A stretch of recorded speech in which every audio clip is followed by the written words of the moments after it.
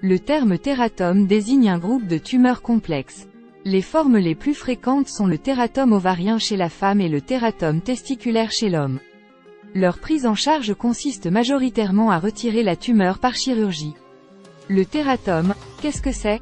Définition du tératome. Les tératomes sont des tumeurs qui peuvent être bénignes ou malignes, cancéreuses. Ces tumeurs sont dites germinales car elles se développent à partir des cellules germinales primordiales, cellules à l'origine des gamètes, spermatozoïdes chez l'homme et ovules chez la femme. Les deux formes les plus fréquentes sont le tératome ovarien chez la femme, le tératome testiculaire chez l'homme. Néanmoins, les tératomes peuvent aussi se manifester dans d'autres régions du corps.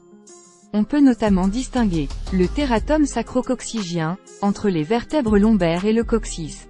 Le tératome cérébral, qui se manifeste surtout au niveau de l'épiphyse, glande pinéale.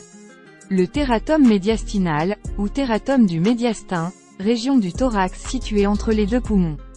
Classification des tératomes. Les tératomes peuvent être très différents. Certains sont bénins tandis que d'autres malins, cancéreux. 3 types de tératomes sont définis.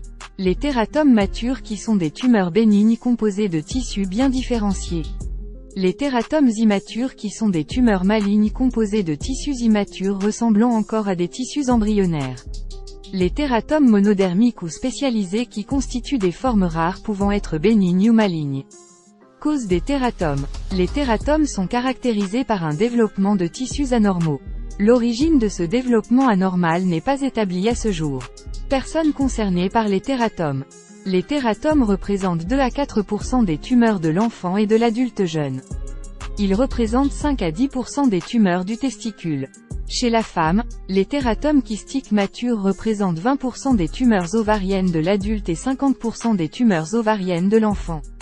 Le tératome cérébral représente 1 à 2% des tumeurs cérébrales et 11% des tumeurs de l'enfant. Diagnostiqué avant la naissance, le tératome sacrococcygien peut concerner jusqu'à un nouveau-né sur 35 000. Diagnostic des tératomes. Le diagnostic des tératomes s'appuie généralement sur l'imagerie médicale. Toutefois, des exceptions existent selon la localisation du tératome et de son développement. Des dosages sanguins de marqueurs tumoraux peuvent par exemple être effectués dans certains cas. Les symptômes des tératomes. Certains tératomes peuvent passer inaperçus alors que d'autres vont provoquer une gêne importante. Leurs symptômes dépendent non seulement de leur forme mais aussi de leur type. Les paragraphes ci-dessous donnent quelques exemples mais ne couvrent pas l'intégralité des formes de tératomes. Tuméfaction possible. Certains tératomes peuvent se manifester par un gonflement de la zone affectée. Une augmentation de volume du testicule peut par exemple être constatée en cas de tératome testiculaire. Autres signes associés. Outre la tuméfaction possible à certaines localisations, un tératome peut induire d'autres symptômes tels que des douleurs abdominales lors d'un tératome ovarien, une gêne respiratoire lorsque le tératome est localisé au niveau du médiastin, des troubles urinaires ou une constipation lorsque le tératome est localisé au niveau de la région du coccyx, des céphalées, vomissements et troubles visuels lorsque le tératome est localisé au niveau du cerveau. Risque de complications. La présence d'un tératome peut présenter un risque de complications. Chez la femme, le tératome ovarien peut conduire à plusieurs complications telles que une torsion d'annexe qui correspond à une rotation de l'ovaire et de la trompe de Fallope, une infection du kyste, une rupture du kyste. Les traitements du tératome. La prise en charge des tératomes est majoritairement chirurgicale. L'opération consiste à retirer le tératome. Dans certains cas, la chirurgie est complétée par une chimiothérapie. Celle-ci s'appuie sur des substances chimiques pour détruire les cellules malades.